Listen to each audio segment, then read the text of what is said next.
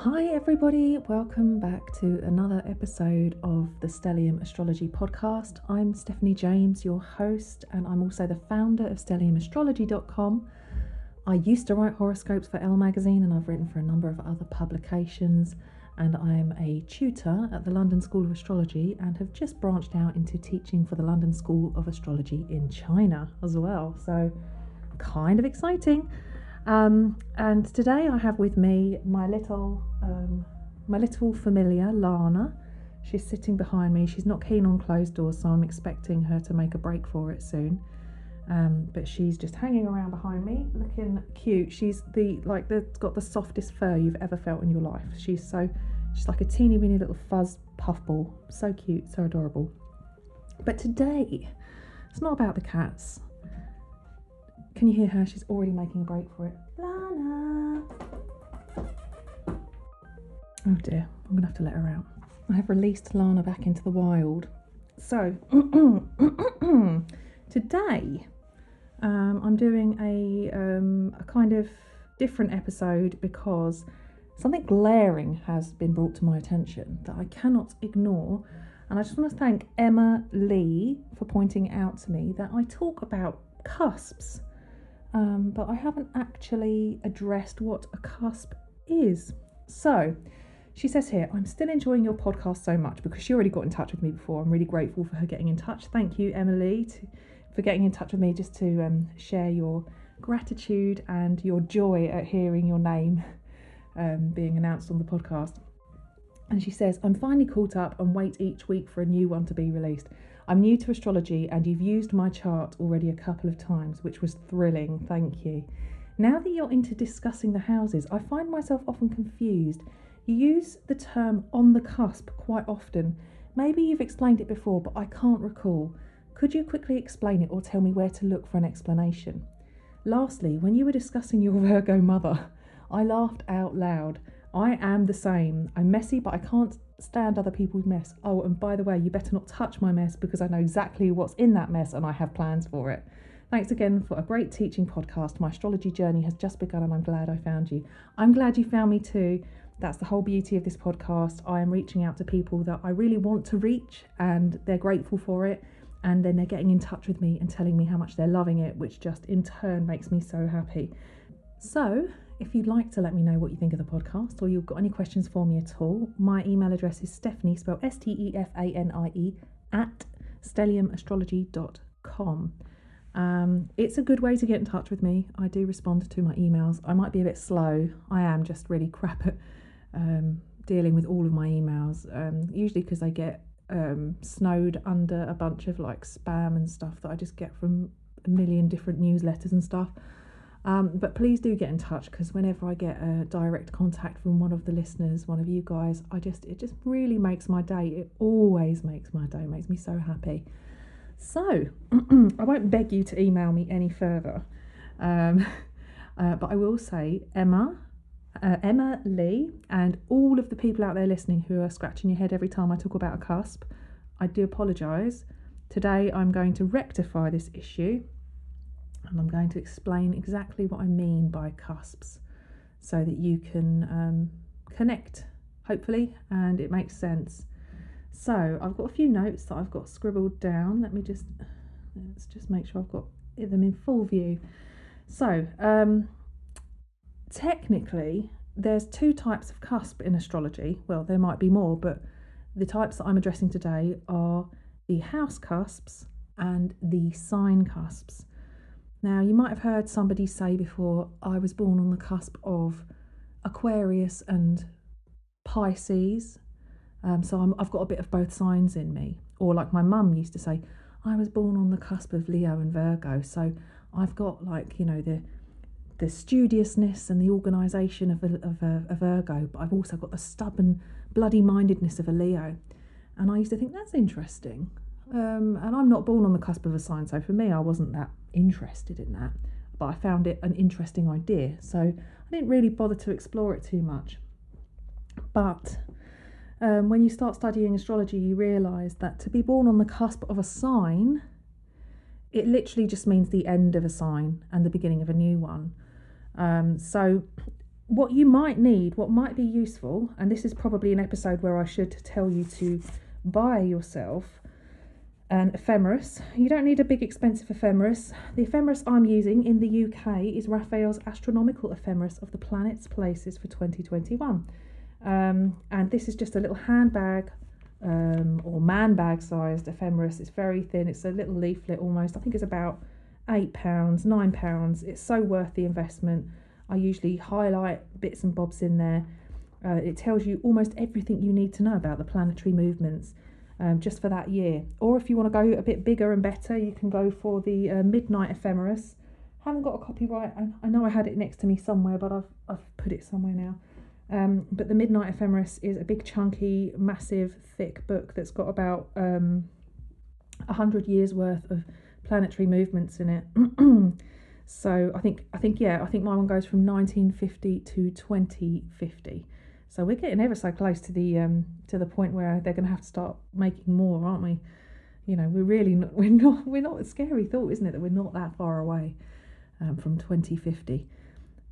So, however, it might be worth getting one, because if you do happen to be born on like the cusp of a sign, then you might, unless you've got astrology software like Astro Gold on the mobile phone, which is what I've got. I think there's one called Time Passages, which is got a light version, which is free, or you use astro.com, which is also a free website.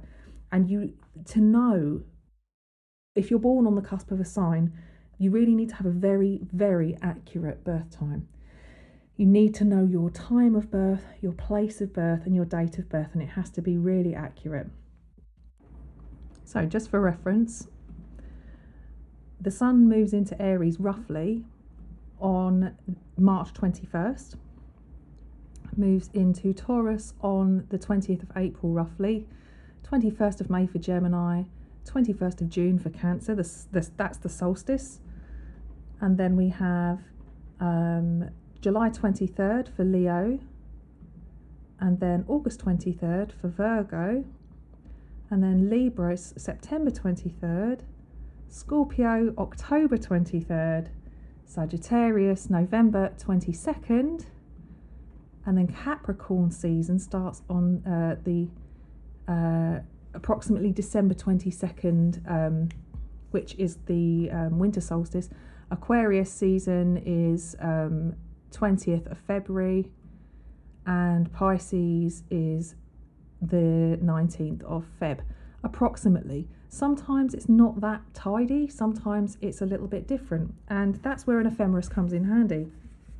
So there's a few different pages in the ephemeris. Now let's have a look. You can have, in the ephemeris, you actually have got, on the very back page, on the back cover, you've got the time when the sun, moon and planets enter the zodiacal signs in 2021, and it's got every single time the moon goes into a sign, Mars, Mercury, Venus, all of them basically. So you can see in the ephemeris that on the 19th of January the sun moves into Aquarius, and then and it gives you the time as well at 2040 Greenwich Mean Time, which happens to also be universal time. So you can take the universal time and you can add or subtract the hours appropriate to your location.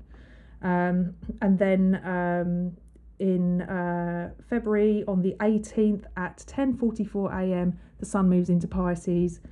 Then we have on the 20th of March at 9:37, we have the sun moving into Aries, so on and so forth. So that's just for 2021.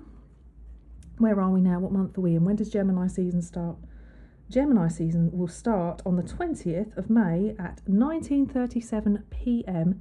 Greenwich Mean Time, which in British summertime makes it 20:37, because I think British summertime the clocks go, oh my gosh, the clocks go forward.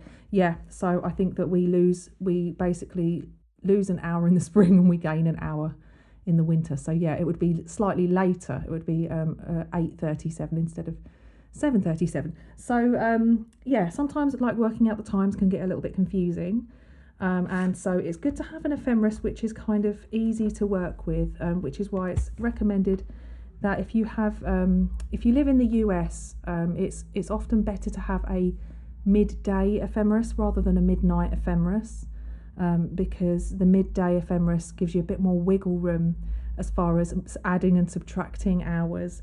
Whereas, I live very close to to Greenwich. I mean, even anywhere in the UK is closer to Greenwich than in the US. And seeing as Greenwich is the place where time began, or where we measure time from, it's easier for people in the UK to know whether or not, to adjust their times for their local time based on a midnight ephemeris, generally. But this little ephemeris that I've got here, this little Raphael's, it is a UK-based kind of ephemeris. It's really useful to have because you can actually see which specific day the sun moves into which sign and what times as well. So that means that if you did happen to be, let's go back and have a look at the back.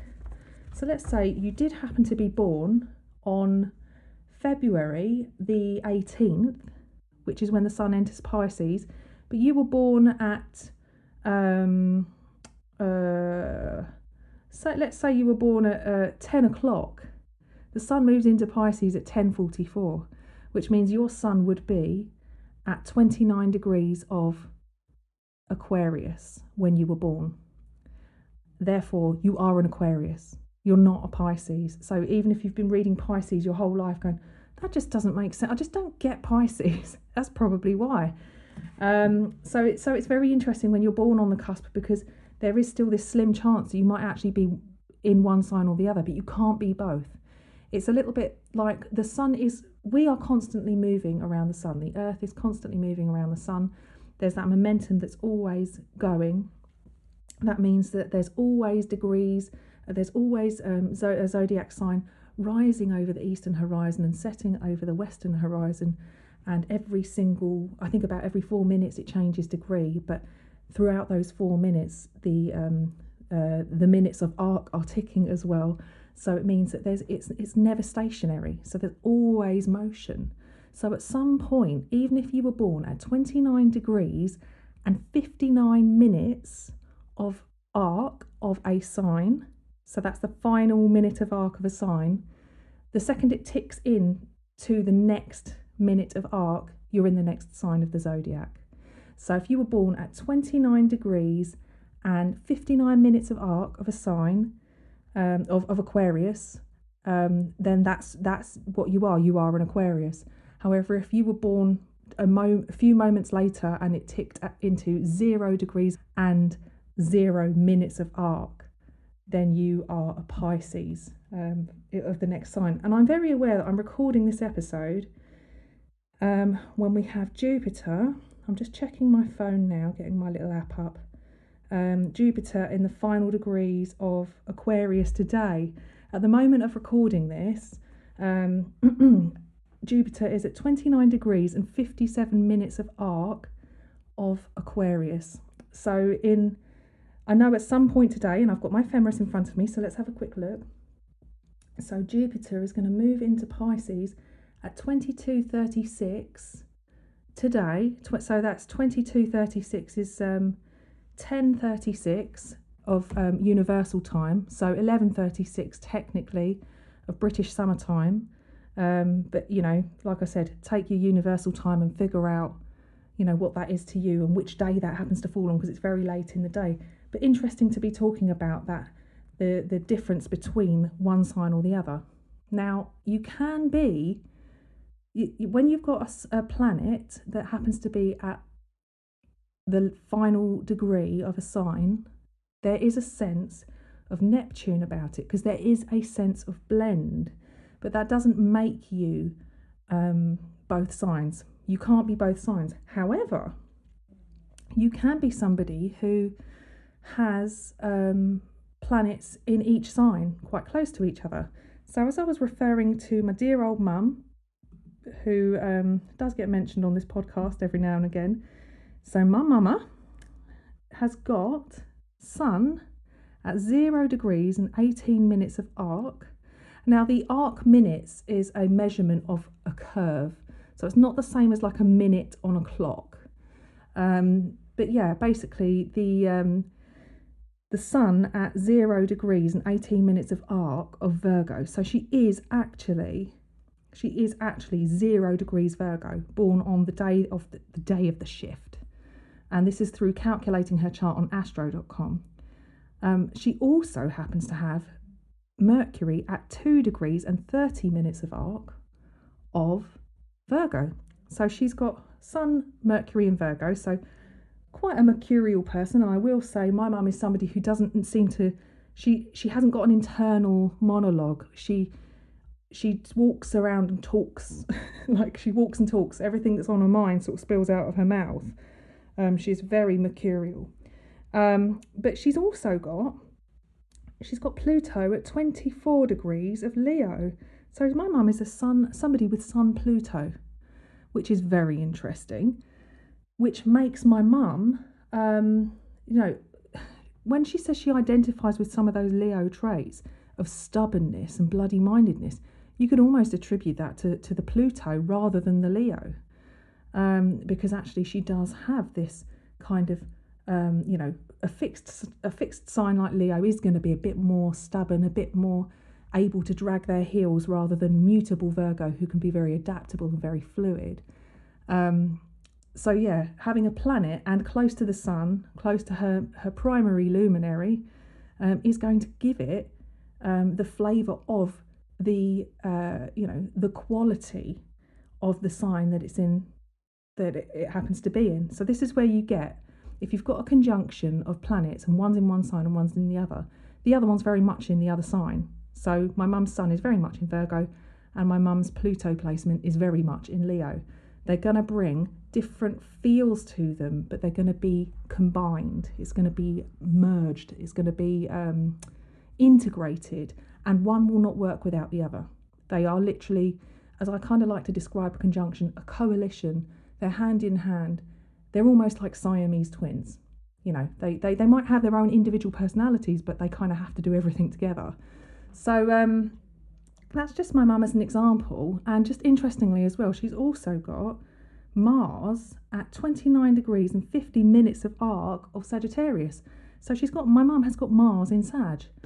And it's in the final degrees of Sagittarius. Now, she still has got Mars in Sagittarius, even though it's at that late degree, it's on the cusp.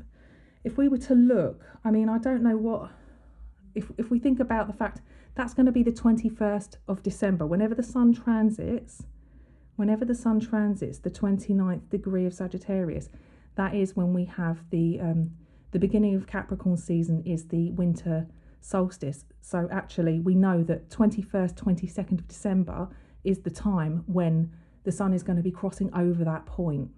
So actually interestingly, my mum has got her Mars at the final degrees, 2950 of Sagittarius. She's got her sun at 0 Virgo. So she has a 0 degree planet and a 29 degrees planet. So they're both on the cusp. However, they're both very much, the sun is very much in Virgo and Mars is very much in Sagittarius.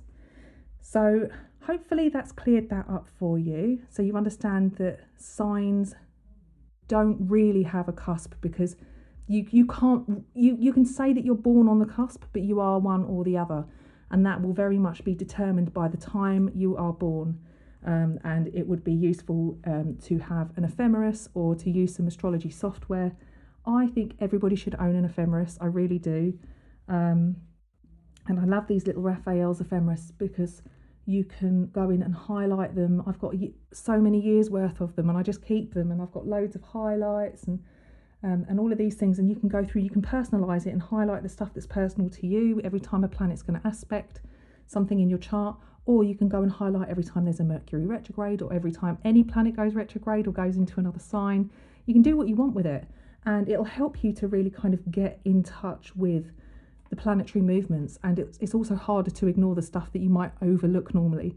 I think I remember one year, I think I had a couple of years back, I had Neptune squaring my ascendant and descendant, and for that year I just didn't bother highlighting the ephemeris. And then when I went and had a look at it, it's like, what the hell is going on with my life? And when I opened it up and had a look, I was like, oh, Neptune square the ascendant and descendant, and it was the year that I didn't bother to highlight it, so I was out of touch with it. How Neptunian is that?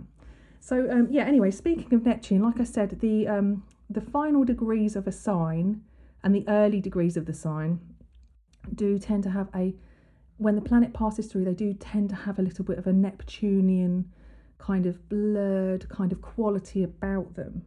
So, or perhaps not such a huge clarity about them. And if you're interested in reading about the 29th degree or the first degree, or technically 0 degrees of a sign, Frank Clifford has written a great article on the power degrees of the zodiac, which I will share in the link in the blog post that comes with this episode. But these are called power degrees. When you have a planet at one of these power degrees, it's kind of known as the anaretic degrees, and they do hold a special sense of, I suppose, when the planet moves into a sign initially. So my mum's sun at 0 Virgo, it has all the youth and naivety and expectation of the adventure which is coming for them of this new sign.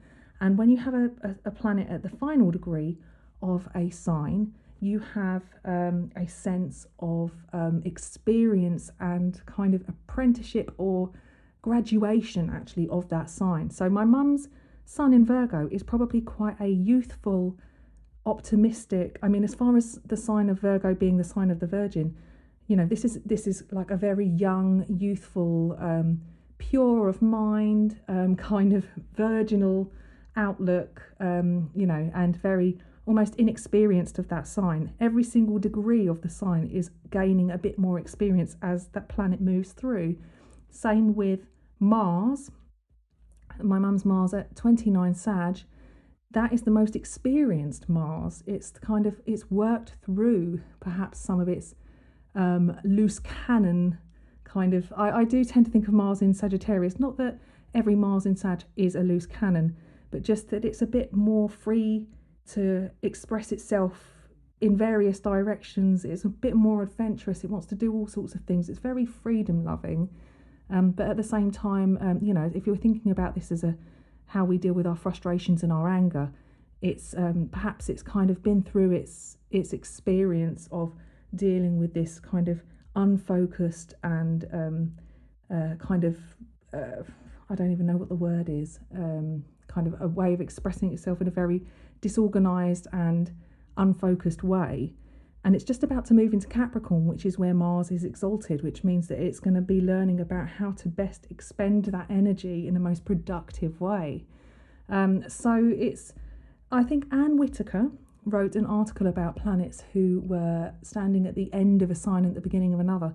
When you have a planet at the final degree of a sign, it's almost like you've been in one room and you've been everywhere in this room. You've explored the entire thing. You know where everything is. You literally know everything has its place, and there's a place for everything, and everything has its place. You know where everything is. You know how to use it all, and you've kind of like, you know, it's almost like you're ready to move on to something new, and you've got the door open and you're looking into the next room and you can see everything, but you want to go and explore it and understand it and get to know it in greater detail. So you're standing on the side of the door of the previous sign looking into the new one. And then when you do step into the new one, that's when you start your journey exploring that new sign. So hopefully that makes sense. That was something that Anne Whitaker wrote about, and I particularly like Anne Whitaker. She writes, I think she's got a couple of one of her blog pages is writing from the 12th house, and I can't remember the other ones, but she's really great, and she writes a lot for the Astrological Journal, and I'm pretty sure she's written for the Mountain Astrologer as well. So you should definitely check out Anne Whitaker. She's got some very interesting insights. So yeah, what I also wanted to talk about, let me just go back to my little rough notes. Yeah, I'll share that article with Frank that Frank wrote about. And yes, there's also a type of predictive technique called solar arc directions, which is something that I spoke to Frank about. I've had a chat with Frank. We've done a little interview, and it will be shared very soon. We'll be talking about his work with solar arc, and he's got a little class on solar arc for some of my patrons that will be uploaded soon. But yeah, in solar arc directions, it's particularly poignant if you have a planet at the final or beginning degrees of any sign. Now, the other thing to talk about as far as cusps are concerned are house cusps, which is actually what Emma Lee got in touch to ask me about. So talking about on the cusp of, whatever. And I must have completely overlooked talking about exactly what, a house cusp is. And it is kind of what it says on the tin. If you think about the sign being made up of 30 degrees and, having a cusp of, the cusp being the beginning of that sign. Now, I just for argument's sake on this podcast, I cast most of the charts as equal house, which means that the chart is divided up into equally divided 12 equal slices of pizza. It's almost like somebody got a protractor out and they actually divided it up, like somebody on Great British Bake Off or something that's just like an engineer in their spare time, and they measured everything with a ruler. And that's what... So let's move from pizza to cake if we're talking Great British Bake Off. So we have this lovely, perfectly divided by 12 houses. But yeah, basically, the cusp of a house is actually the point where the house is divided into the next house. So you've got the ascendant, which is the beginning of the first house. So you could say that's the first house cusp. And then you've got the second house cusp. Now, depending on which house system you use, the house cusps are divided up in different ways, calculated differently. And that's something I spoke to an astrologer called Wade Caves about, who actually did a really cool explanation of house cusps for me for my patrons as well. So we do have a discussion about that. He goes into a brief explanation of each of the houses. But there is also an article that I can share with you from astro.com about that.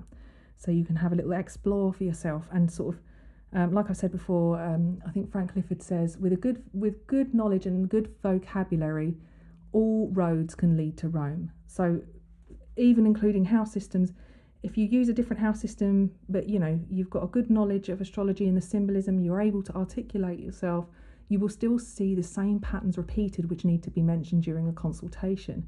It will still become a relevant source of information for you no matter what. Not irrelevant, it will be a relevant discussion point. So either way, the house cusps, if you want to look at them, are 12 divisions of the wheel. So the wheel divided up into 12, and we have the ascendant and descendant is the division across the horizons, so the east and the west, and then we have the midheaven and the IC, which is the north and south positions. The IC in the northern hemisphere being the north, and the MC in the northern hemisphere being the south. I hope I got that right. I don't know if I said that right or not. So the IC would be the north and the MC would be the south. So yeah, and that's in the northern hemisphere. It would be different in the southern hemisphere. So basically, when you get to the ascendant, for example, this is where it differs as far as cusps are concerned, because with a sign cusp, it's like it doesn't exist technically, whereas with a house cusp, it's the most powerful point of the house. Any planet that aligns with the cusp of a house is particularly poignant, especially if it's an angular one like the ascendant, midheaven, IC or descendant. Those are particularly poignant points of the chart. However, if you have a planet that sits on the cusp of the fifth house, then it doesn't even matter if the planet isn't entirely in the fifth house, for example. I'm going to go back and let's have a little look and see what I can see. So a chart that I'm going to share with you, let's have a quick look. So a chart that I'm going to share with you today is a celebrity chart, is Emmeline Pankhurst, who is one of the figureheads of the suffragette movement. And her chart, she has got her moon at 29 Virgo, 29 degrees of Virgo and 42 minutes of arc. And she also has Saturn at 0 degrees of Leo and 45 minutes of arc. So she's got planets at power degrees, but she also has let's have a look. She's got her Mars placement, Mars in Scorpio at 19 degrees of Scorpio, and then her 10th house cusp, which is divided up in equal house system. We've got the 10th house, which is kind of different to the midheaven. It's literally sitting on the 10th house cusp. So actually, even though the 19 degrees, her Mars at 19 degrees Scorpio falls into the 9th house technically, because it's on the cusp of the 10th house, it carries all the power of the 10th house in that cusp. It's kind of, as you get closer to the house divisions, I was trying to think of a good example of what it could be for you. I was thinking of things like the houses being divided up by lasers, and as you get closer to that laser point, it's that all of that fire is all of that laser is being fired at you. The closer you get, the more likely you are going to be impacted by it. You could trigger the alarm. Let's say we're robbing a bank. Let's imagine we're robbing a bank. So yeah, basically, the closer you get to the house cusp, the more likely you are to trigger the alarm. But in the natal chart, that means that the amount of power that's carried through the 10th house cusp, that is the essence of the 10th house. So her Mars placement is extremely prominent, actually, and she is known for somebody to take action. And also, with her Mars being in transformational Scorpio, her actions are going to transform life for not just herself but other people. And she did. Her whole life's mission basically was to fight for equal rights for women to vote, to have their say in politics. And she absolutely achieved her goal.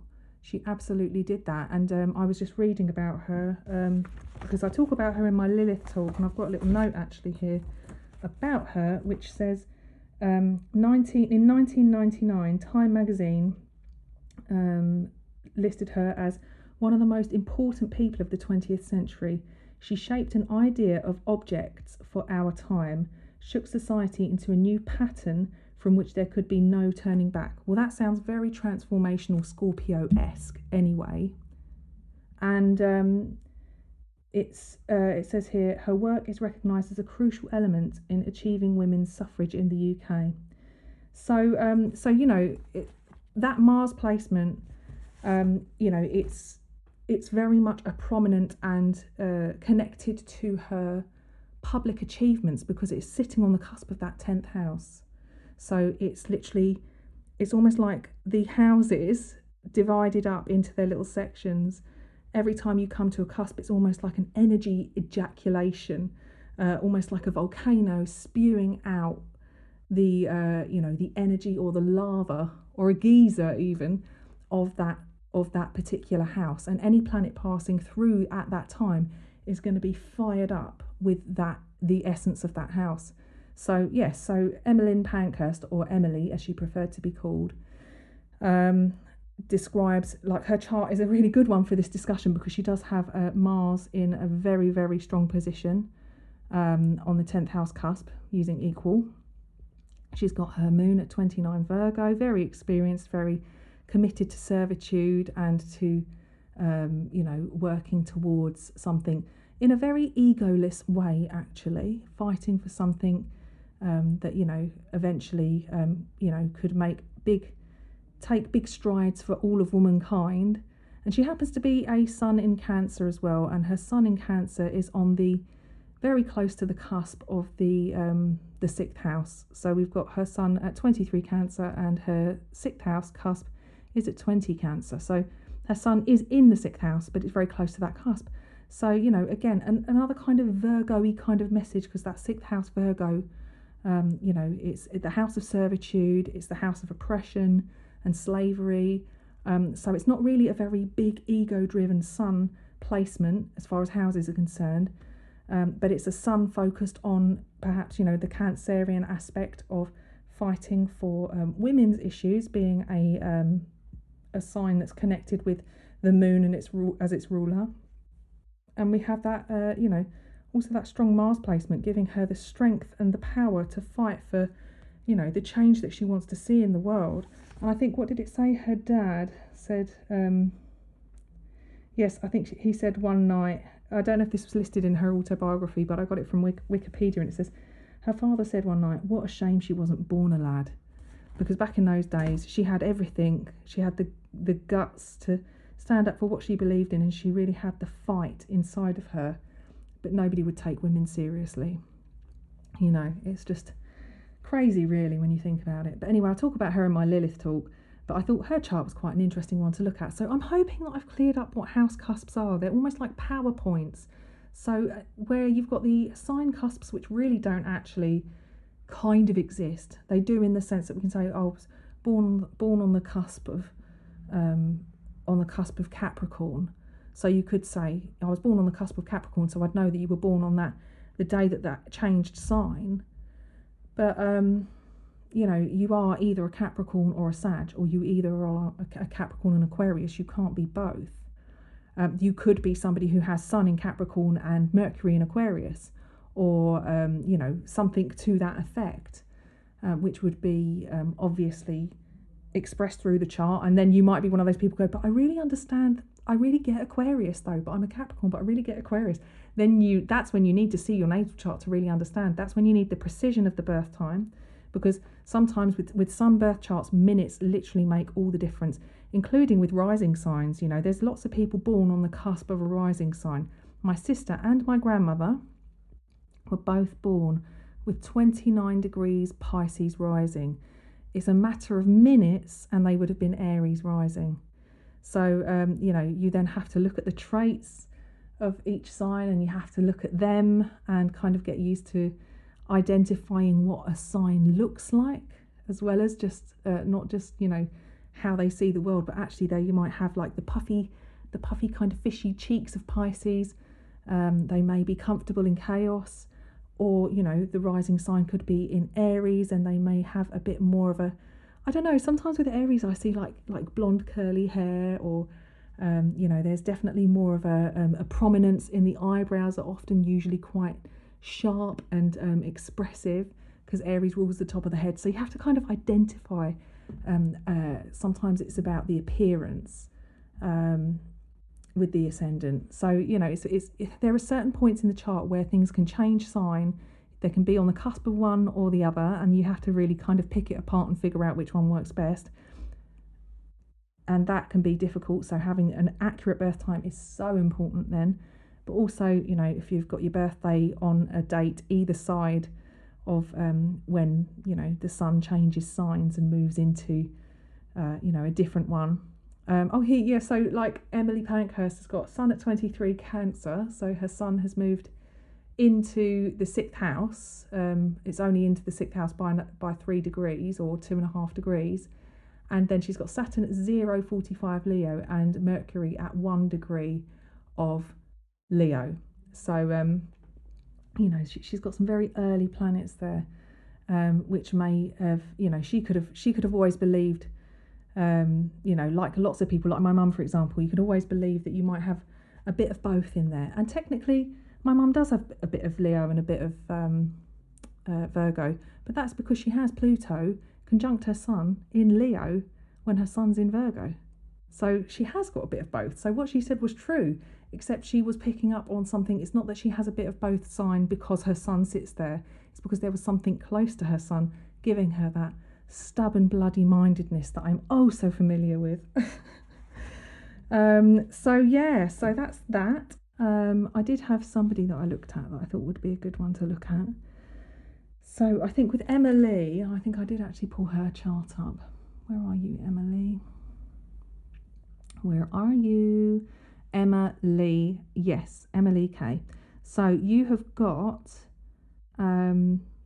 actually Jupiter on your ascendant at 12 degrees Libra, and your ascendant's 13.24. And you've also got Mercury at 14 Libra at 14 Libra 21 minutes of arc.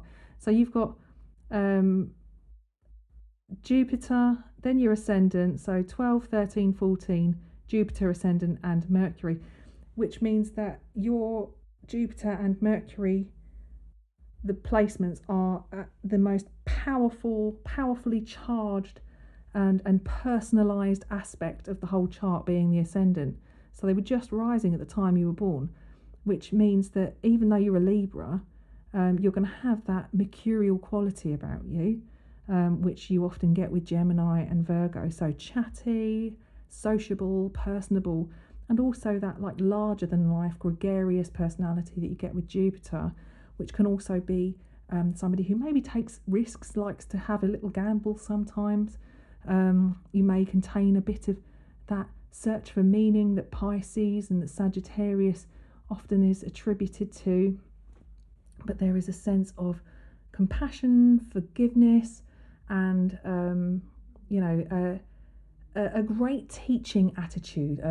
Learning and teaching is probably something that whether or not you actually are somebody who loves to go to courses or teaches classes is sort of neither here nor there, though it can be actually expressed in that way. However, more than anything, you are probably somebody who likes to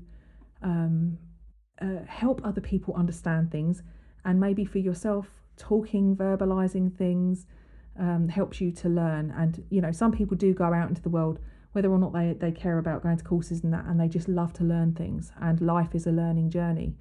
And with this kind of chart, with those two planets sitting on the first house cusp on the ascendant in such a powerful, it's literally so charged, that position, it puts so much personality into those two planets as they pass over. It's literally, they are sitting on the top of the geyser being spouted out and bouncing around at the top. They're kind of like being elevated, and probably much more you probably see much more of that in your personality than maybe you do the actual Libra aspect of the fact that you have a Libra ascendant, especially because Gemini can get involved in a bit of gossip. Mercury can get involved in a bit of gossip, and Jupiter can say the wrong thing at the wrong time and really put their foot in their mouth, almost a little bit unfiltered.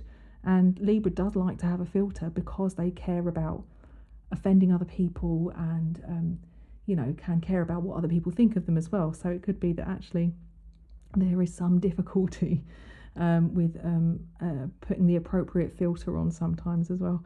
But anyway, so seeing as you got in touch and you asked that question, I thought it would be worth you knowing that you do have Jupiter and Mercury on the cusp, and that's quite powerful. So thanks very much, guys, for listening, and I hope you found it useful.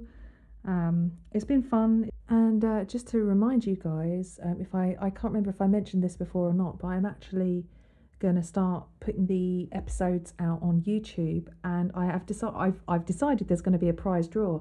So if you'd like to win a prize, which I think I've decided on what the prize is going to be. I'm going to get a Honeycomb Collective personalized astrological diary with your personal transits for each month of the year, and I will provide a link to the website so you can have a look at it. But I'm going to select out of all of my YouTube subscribers, I'm going to pick a name out of a hat, and whoever I pull out is going to get a Honeycomb Collective diary. I think I said that right the first time anyway.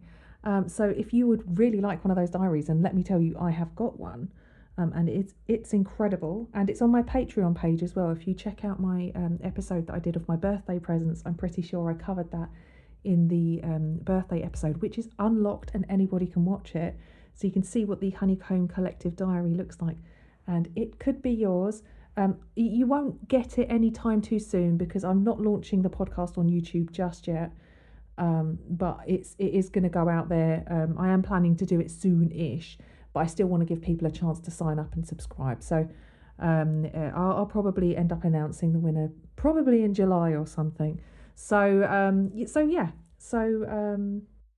You guys sign up to my YouTube, become a subscriber. When the episodes start coming out, you'll be not only supporting me on a different platform, which would be much appreciated, but actually you could be in the running for getting a Honeycomb Collective astrological diary personalised to your personal natal chart. And I think it's a really gorgeous diary and a great prize. All right, you guys, thanks a lot. Just a reminder that I am recording stuff for my patrons all the time, and that's going up onto the Patreon page. And yeah, go check it out and see if it's something you're interested in. I hope you found this episode useful, and I'll speak to you next time. Take care. Bye, guys.